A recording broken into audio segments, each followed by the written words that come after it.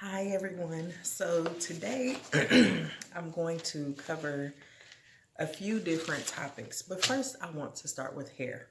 Um, I said that I would not get on here and talk about hair because it is what I do for a living, and this was another creative outlet for me. However, um, I've been watching a lot of videos talking about hair, and I feel as though people are trying to force their beliefs on others on what to do with their hair. So I want to start by saying first this. This is so important, and I want to make sure everybody is listening. Hair is not one size fits all. It's not. What works for you or her or him and the other may not work for someone else. So let's not get defensive and aggressive when people use products that we don't believe in or that we don't agree with, because hair is not one size fits all. When you say natural hair just isn't for me, that may be because you don't want the burden of dealing with natural hair. Natural hair is a lot of work for some people, okay? Even if you do learn really nice hairstyles and all these different tricks and whatever the case may be, it is a lot more work to have natural hair. Depending on the density, the texture, the porosity, your moisture level, and so on and so forth. So, like I said, I want to first say hair is not one size fits all, okay? I'm going to give you a couple of tips. But first, before I give you the tips, I want to talk about your sebaceous glands. Okay, sebaceous glands are all over your body because it is in the hair follicle. Okay, I had to write this down so that I could remember exactly, and it's been almost 20 years since I went to school, but the sebaceous glands produce the natural oils that are in your hair. It consists of triglycerides, wax esters, squalene, and cholesterol. Okay, so with that being said, some sebaceous glands are under productive. They don't produce oils well enough, causing the hair to be dry, causing the scalp to be dry. Some get clogged up, causing, pimples on the scalp. Some sebaceous glands are overactive, causing the hair to be very oily and greasy and have a wax buildup. So when it comes to your shampoos and conditioners, you have to do what works for you, not what people are demanding you to do. People telling you don't use sulfate shampoos, everything needs to be sulfate free, everything needs this, everything. No, you have to use what is best for you, okay? Yes, there are a lot of natural things that you can do for your hair, like you can use real mayo to put cholesterol back in the hair, but you have to know how to do that, because if you don't do it right, you can actually dry your hair out. And triglycerides, fatty acids and things like that are naturally produced. If you have dry hair like myself and dry scalp, then you need to put those things back into your hair and back into your scalp. If you have overactive sebaceous glands, then you need to use products that are going to help remove the oil and dirt from your hair. Some people have to shampoo every single day, and that's okay as long as you're using a daily shampoo. And excuse me, my coffee. That's okay as long as you're using a daily shampoo and you're putting the moisture back into your hair by conditioning it. Okay, if you have oily hair, you don't want to slap the conditioner on at the scalp. You want to start on the ends of your hair and work your way up. It can be because of your job. It can be because of exercising. Let me adjust my light, y'all, because it's kind of like shining in one eye, making me feel, okay, that's a little bit better, I think. Hold on, y'all. Oh, now I'm seeing spots. Anyway, so like I say, it all depends on you. You may have to shampoo every day because you're working out, because you have overactive sebaceous glands, because of the type of employment you have. You know, it could be fast food, working outside in the environment, whatever the case may be. So it is okay to shampoo every day if you need to. Just make sure you're using a daily shampoo, something that benefits your hair type. If you have chemically treated hair, you want to use shampoos and conditioners that are made for chemically treated hair, because whenever you treat your hair with a chemical such as color or relaxers or perms, you know, different things like that, you're opening that cuticle of the hair up, causing damage to the hair. So you want to seal that. You want to put things back into it that are going to seal it. If you have natural hair and your hair is really dry, then you want to use something that's moisturizing, something that's going to put oils in the hair. First, let me say moisture is water. Your hair is made up of water and protein, okay? Mostly water and then protein. So if your hair, you don't want to, if you have dry hair, you don't want to put a lot of protein in it, because that's going to dry it out even more, and cause it to break. If it's really, really dry, you want to put the moisture back into the hair, that's water, and then you want to put something on top of that to seal it, okay? So like, if your hair is really dry on the ends, you know, and you've shampooed and you've conditioned, you want to put something, I'm just going to use an example, something like maybe a hair grease, some Blue Magic or something like that. You want to put that on there so that it can seal the hair and hold the water in. I heard someone saying something about not using petroleum-based products and things like that, because it keeps moisture from getting in. It's all about how you use the products, okay? So you want to put it on there so that it can lock the moisture in, okay?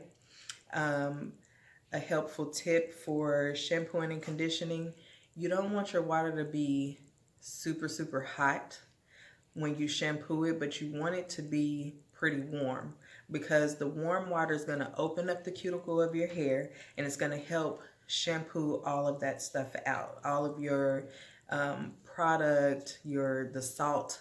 Oh, speaking of salt, anything that is in your bloodstream, now I learned this stuff in cosmetology school, okay? Anything that is in your bloodstream is in your hair, hence why they can drug test hair strands, okay? If you're eating healthy, your hair tends to be a little bit healthier. If you're taking your vitamins, your hair tends to be a little bit healthier. If you're drinking water, your hair tends to be a little bit, you know, healthier. But that's not everything, okay? Because once your hair is out here, the environment just if you live in a humid climate, a dry climate, these are, you have to choose products based on that.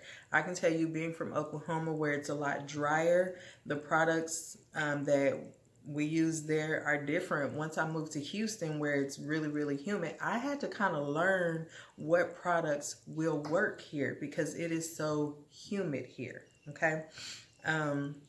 So when you sweat, the salt and things like that you have inside, it comes out through your hair. Everything comes out through your hair. So When you shampoo it, you want to use a warmer water to help rinse all of that stuff away, to open up that cuticle so that all of that stuff can be rinsed away. And then you towel blot the water off. And the reason why you do that is because the water is sealing the hair. And when you put your conditioner on, you're basically just putting the conditioner on top of water. Okay?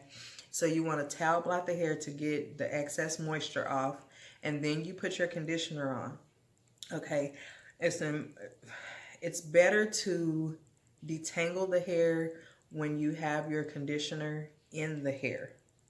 Okay? So I like to use the Wet Pro Brush detangling brush and the Wet Pro Brush detangling comb. First, I go through with the brush. It has really soft bristles. Okay, and I start at the ends and I work my way up, and then I go through with the comb. This is what works for me.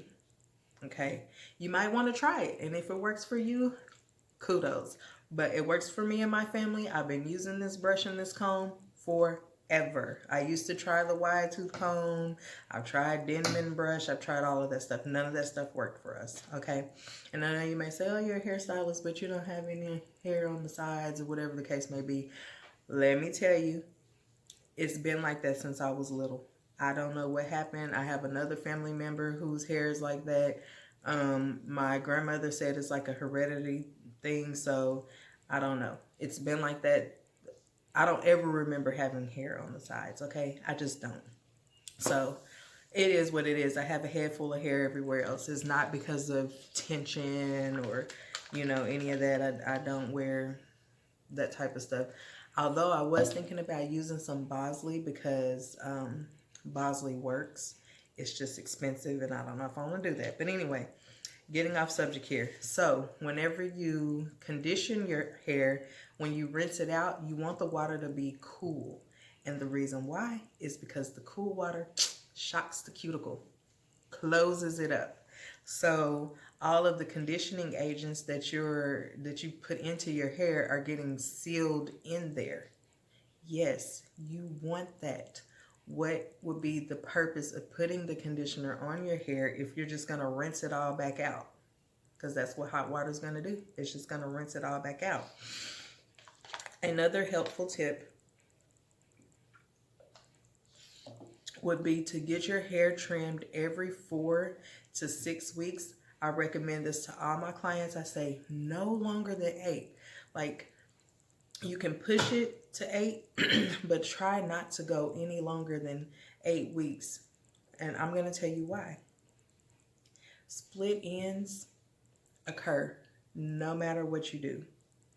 Doesn't matter, you know, you can condition, you can put your oils, you can, you know, do protective hairstyles, yada, yada, yada. It's just like your fingernails. If you don't keep them groomed, then they start to peel and shed, right? So you have to keep them filed. You have to get rid of the cuticle around here because it's not just the stuff that we do, but also nature, okay? Like I said, if you live in dry climates, your hair is going to be dry. All the moisture is going to get sucked right on out of your hair as soon as you step outside, okay? And the same with really humid climates. Like the reason why our hair poofs up, you know, when it's humid, is because the moisture is getting sucked right out of your hair. So if you get your hair trimmed, and the reason why I say 4 to 6 weeks, 4 weeks depending on your lifestyle, okay? So if you're using blow dryers and flat irons and curling wands and curling irons, you know, thermal heat products, even though you're using something to protect your hair from the heat, you still want to keep your ends trimmed to prevent them from breaking off and splitting. And I'm going to tell you, like I tell my clients, split ends are like string cheese, okay? So you know how you have a piece of string cheese and you start to peel it and then you peel, and then it just breaks off. Well, that's what your hair is doing. You have this one strand of hair like this.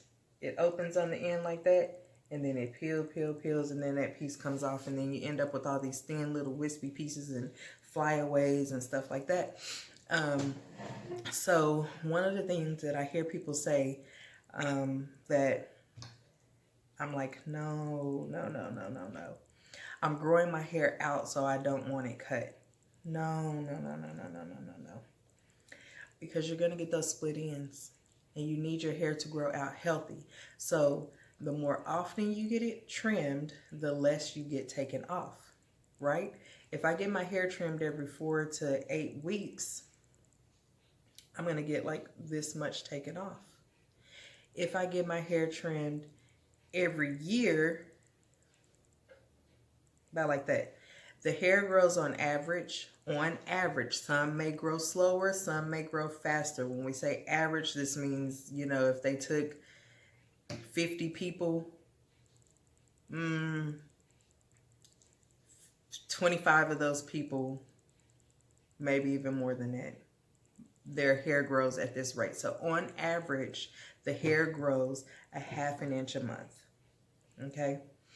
It doesn't hurt anything to take a little 1/8 of an inch, 1/4 of an inch off, you know, every 4 to 6 weeks, right? Your hair grows from here, not from here. It grows from the scalp, not from the ends, okay? It depends on if your hair is chemically treated. It depends on, you know, if your hair is natural. I like to describe the cuticle of the hair like one of those beige rubber bands, the big rubber bands. You know how you stretch it? If you stretch it all the way out, you start to see all those little cracks in there. That's what happens whenever you put a chemical on your hair. It starts to open up that cuticle and it starts to get those little, you know, cracks and stuff in it. But you need to put a sealant on there to smooth that out so that it doesn't break.